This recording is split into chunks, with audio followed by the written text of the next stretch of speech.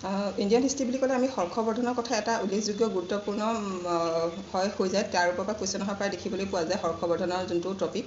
সেই হৰ্ষবৰ্ধনৰ টপিকটো হৈছে হৰ্ষবৰ্ধন এতিয়া কোনটো বংশৰ আছিল সেইটো কুৱেশ্যন হ'ব পাৰে। হৰ্ষবৰ্ধন হৈছে পুৰ্যৱতী ডাইনেষ্টি হয়, আৰু হৰ্ষবৰ্ধন যেতিয়াহ'লে পুৰ্যৱতী ডাইনেষ্টি হয় তেতিয়াহ'লে পুৰ্যৱতী বংশৰ ফাউণ্ডাৰ কোন আছিলে, মানে সেই বংশটো প্ৰতিষ্ঠাপক কোন আছিলে সেইটো বুলি যদি সোধে তেতিয়া কুৱেশ্যনটো হয় তেতিয়া হ'ব প্ৰভাকৰ বৰ্ধন, পুৰ্যৱতী বংশৰ ফাউণ্ডাৰ।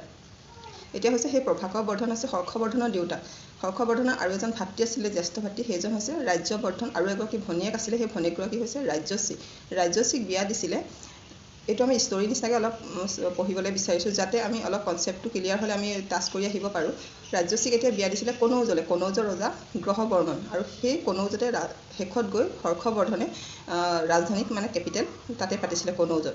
এতিয়া কনৌজৰ ৰজাৰো মৃত্যু হৈছিলে, সেইকাৰণে কনৌজৰ ৰজাৰ মৃত্যু হৈছিলে মালোৱাৰ এজন ৰজা, যোনজন মধ্যপ্ৰদেশৰ ৰজা। মালোৱা হৈছে মধ্যপ্ৰদেশৰ পুৰণা নাম মালোৱা হয়, আৰু সেই মালোৱাৰ এজন ৰজাই ৰাজ্যশ্ৰী মানে হৰ্ষবৰ্ধনৰ ভনীয়েকৰ যোনজন হাজবেণ্ড হয় তেওঁৰ স্বামীক হত্যা কৰিছিলে। হত্যা কৰাৰ কাৰণেই আৰু হৰ্ষবৰ্ধনে কনৌজত তেওঁৰ ৰাজধানীখন পাতিছিলে।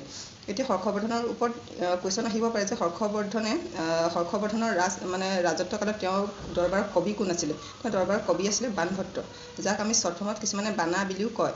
আৰু বাণভট্টই এতিয়া কি ৰচনা কৰিছিলে সকলোৱে জানে চাগে, হৰ্ষচৰিত। বহুতে এইটো কনফিউজ কৰিব পাৰে হৰ্ষচৰিতখন হৰ্ষবৰ্ধনে লিখিছিলে বুলি, কিন্তু নহয়, হৰ্ষচৰিতখন বাণভট্টই লিখিছিলে। আৰু হৰ্ষবৰ্ধনে লিখা পুথিকেইখন হৈছে ৰত্নাৱলী, নগানন্দা আৰু মিশ্ৰকৰ্তিকা হয় ঠিকেই, আৰু সেইকেইখনে লিখিছিলে নগানন্দা আৰু ৰত্নাৱলী।